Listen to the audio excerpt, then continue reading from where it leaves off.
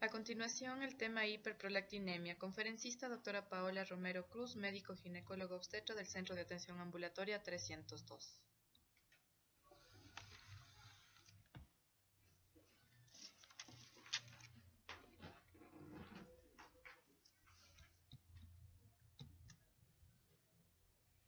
Buenos días, estimados compañeros. El tema que vamos a ver a continuación es hiperprolactinemia.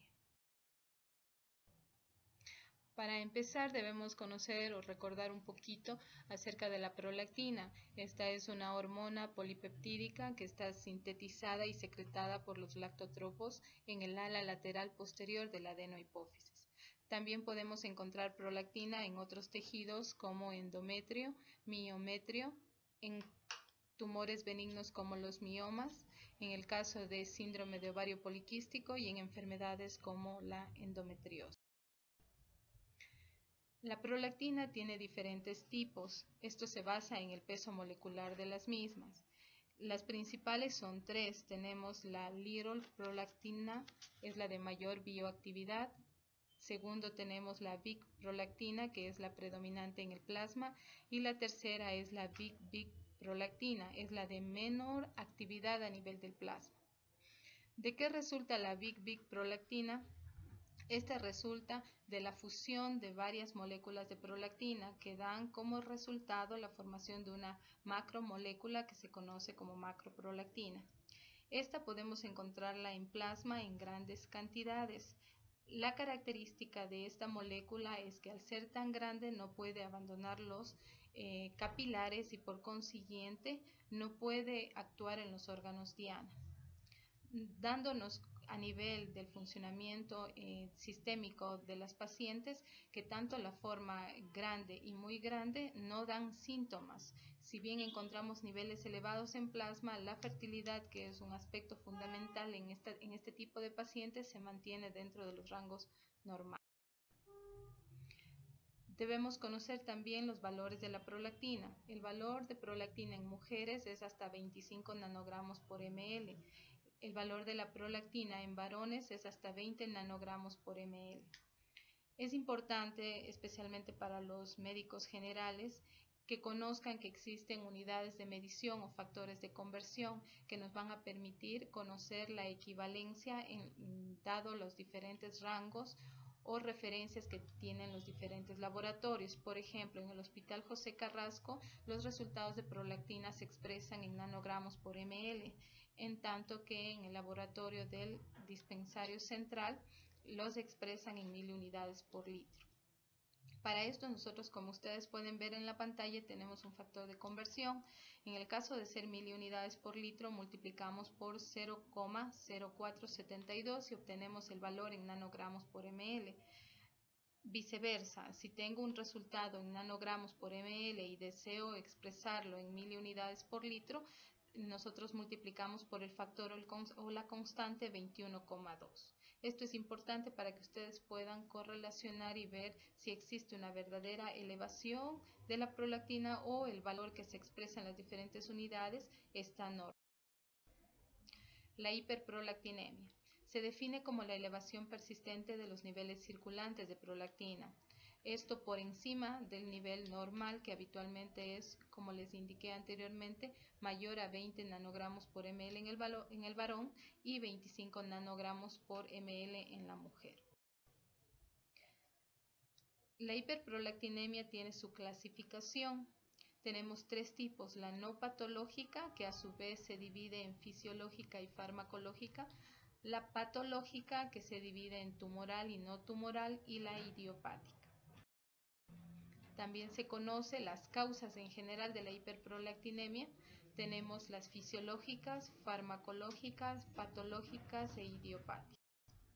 ¿Cuáles son las principales causas de la hiperprolactinemia? Son tres: el prolactinoma, que es un tumor benigno; la hiperprolactinemia inducida por fármacos; y finalmente la macroprolactinemia, que era lo que anteriormente había mencionado. Son moléculas grandes que están en niveles elevados en plasma, pero al no poder actuar sobre órganos diana no dan sintomatología. Entonces, en la anamnesis nosotros preguntamos a estas pacientes, vemos valores elevados de prolactina, pero el paciente no refiere ningún síntoma.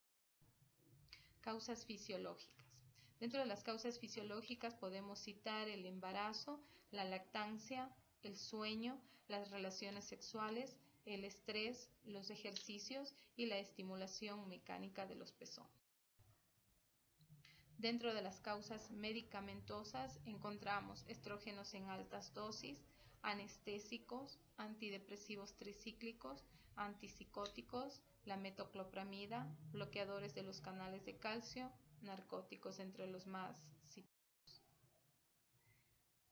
Al explicar un poco más acerca de las causas medicamentosas, es importante que conozcamos que la hiperprolactinemia inducida por fármacos en términos generales produce una elevación de la prolactina entre 25 y 100 nanogramos por ml.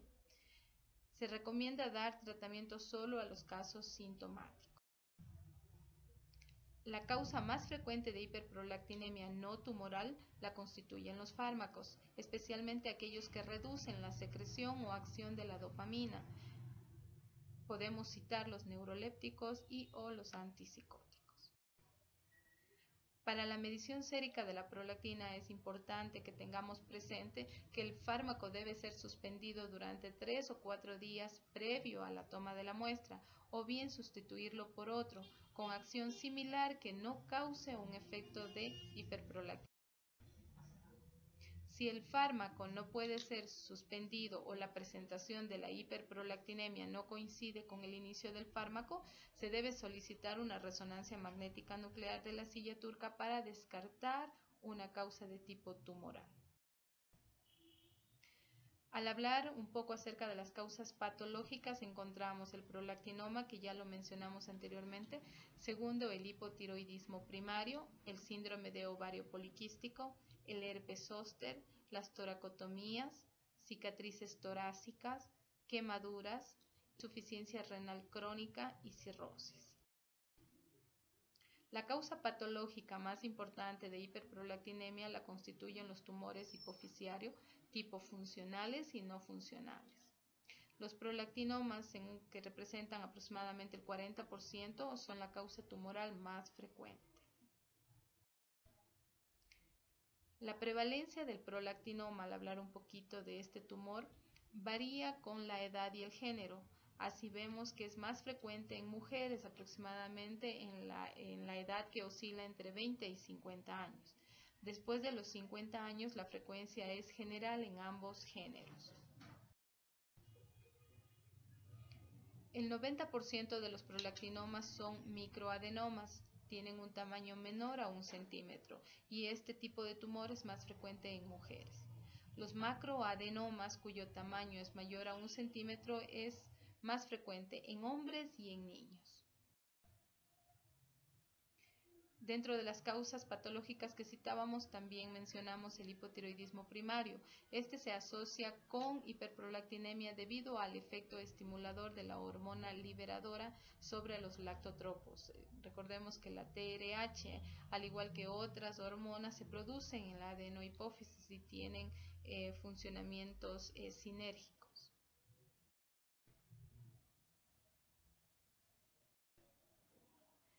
En el síndrome de ovario poliquístico se encuentran niveles elevados de prolactina debido probablemente al hiperestrogenismo que existe.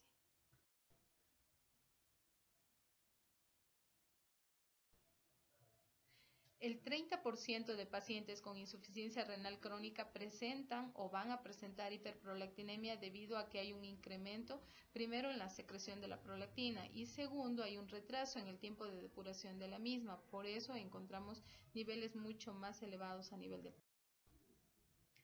Las lesiones traumáticas o de tipo neoplásicas localizadas en el tórax o la columna pueden ocasionar hiperprolactinemia, esto especialmente debido a una estimulación de la vía neural aferente en la secreción de la prolactina. La hiperprolactinemia se observa también en enfermedades autoinmunes de tipo multiorgánicas como el lupus eritematoso sistémico, la artritis reumatoidea, esclerosis múltiple, enfermedad celíaca, diabetes tipo 1, entre las más frecuentes que podemos citar. Finalmente, las causas idiopáticas, que como su nombre lo menciona, no hay una causa específica para que se presenten. Generalmente, cuando hablamos de una causa idiopática, es una causa de tipo excluyente. Hemos hecho todos los diagnósticos probables, no hay aparentemente una causa que pueda provocar la elevación de la prolactina.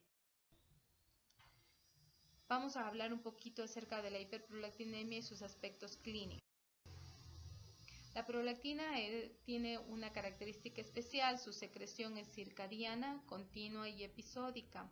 También se caracteriza por ser pulsátil, esto en periodos asignados más o menos de 8 a 10 minutos.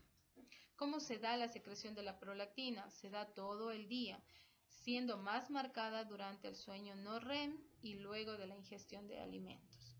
El nivel máximo de prolactina se produce en el plasma entre las 4 y las 6 de la mañana y disminuye aproximadamente a la hora de habernos levantado. Nosotros vamos a encontrar valores mínimos, generalmente o los más reales, a la mitad de la mañana.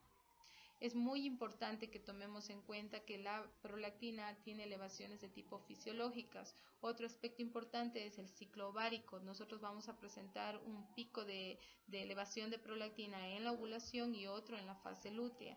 Nos podemos guiar en base a la anamnesis con la paciente y también cuando encontramos valores mayores a 20 a 24 nanogramos por ml. ¿Qué genera la hiperprolactinemia? ¿O qué alteraciones se van a dar de manera fisiológica o en la parte de la fisiología? Tenemos que hay una inhibición de la GnRH hipotalámica. Esto frena la liberación de la FSH y la LH hipofisiaria. Por consiguiente, faltará ovulación, no habrá cuerpo amarillo, caen los estrógenos y también cae la progesterona. Como consecuencia, que vamos a encontrar un hipogonadismo hipogonadotrófico. En el caso de niños y adolescentes, los síntomas más frecuentes son retraso puberal en ambos genes. En la edad fértil, ¿qué pasa con la alteración de la prolactina? Cuando encontramos valores de prolactina entre 20 y 50 nanogramos por ml, la progesterona se vuelve insuficiente, se dan ciclos cortos de 21 a 24 días. Esto clínicamente nos expresa a la paciente polimenorreas e infertilidad. Cuando encontramos valores mayores de 50 nanogramos por ml, vamos a encontrar oligomenorreas o amenorreas en algunos casos.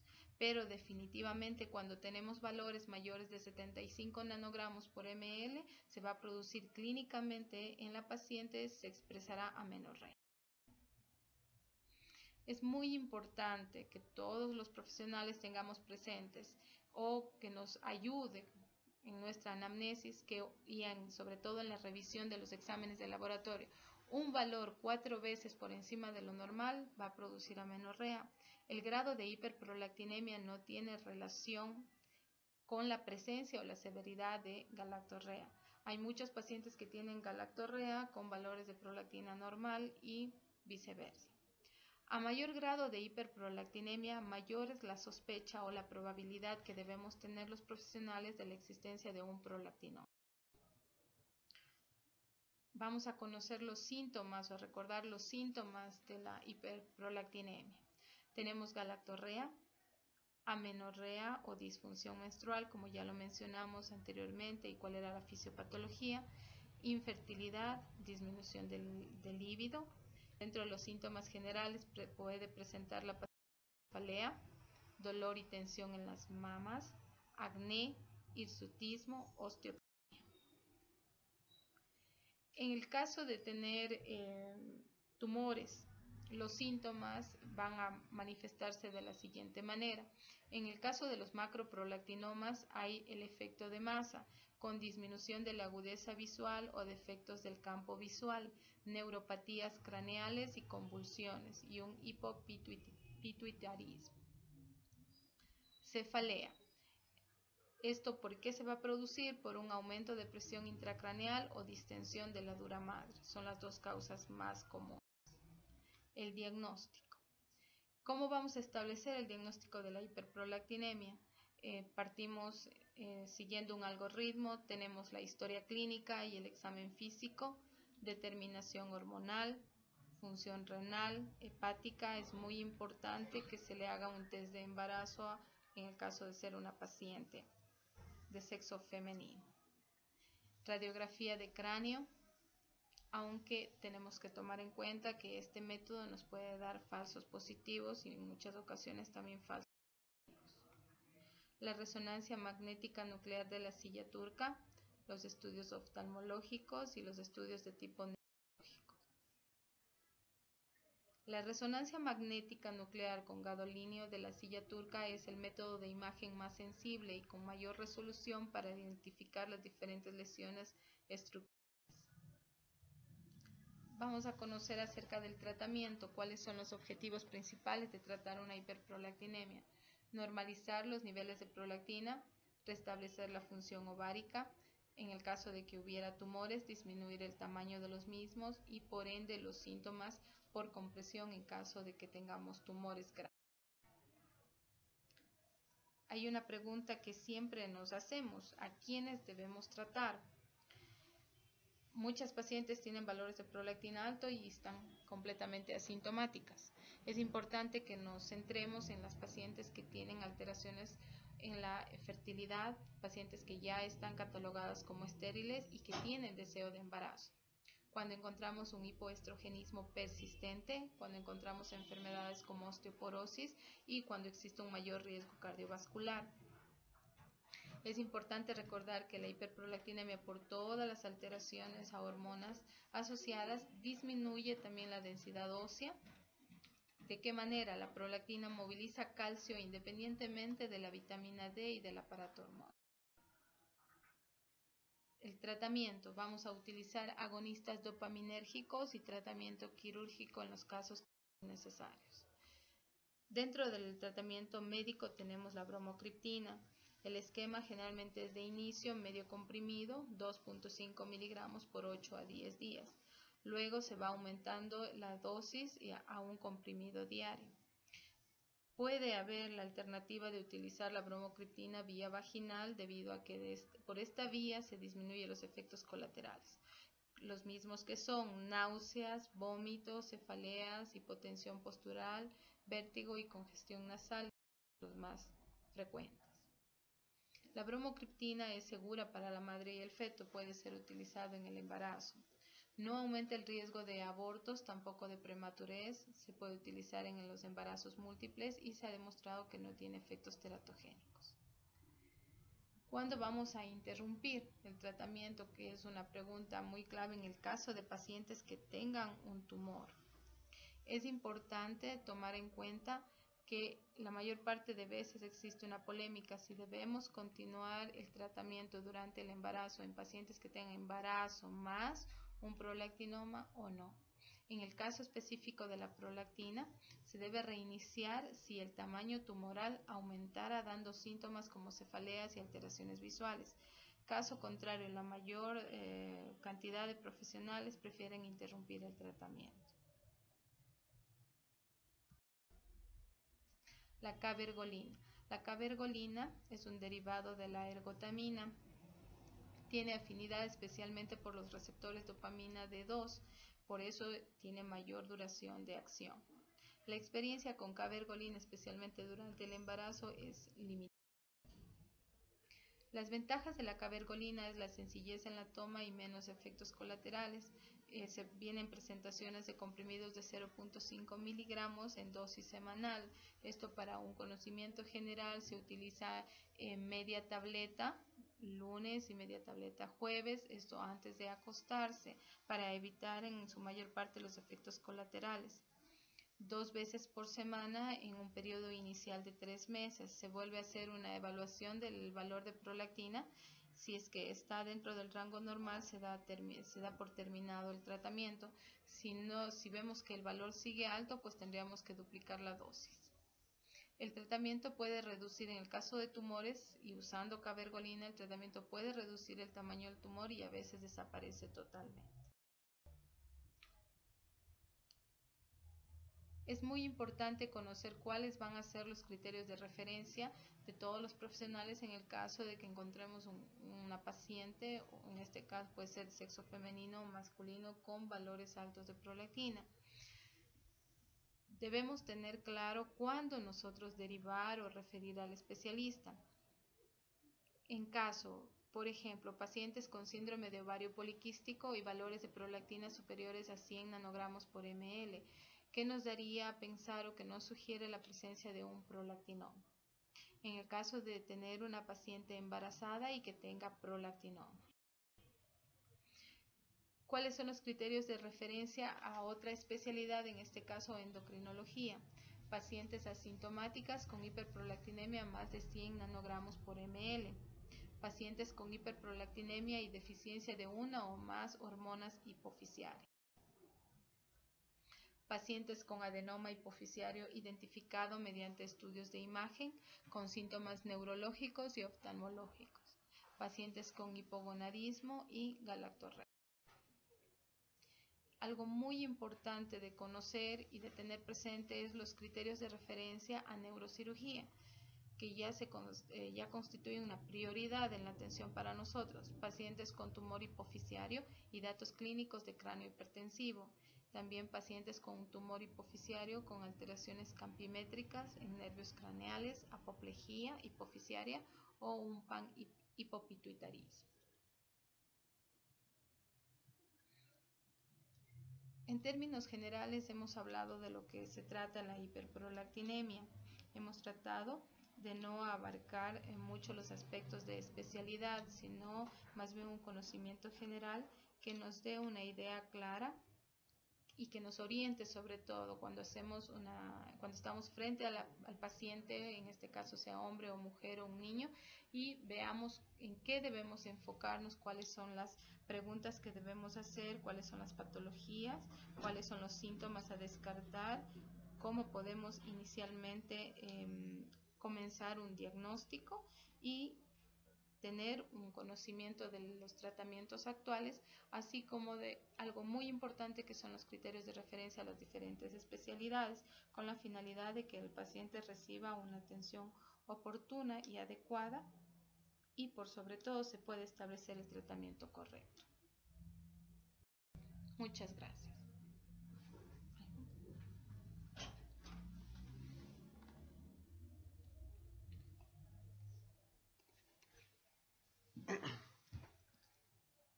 Ya.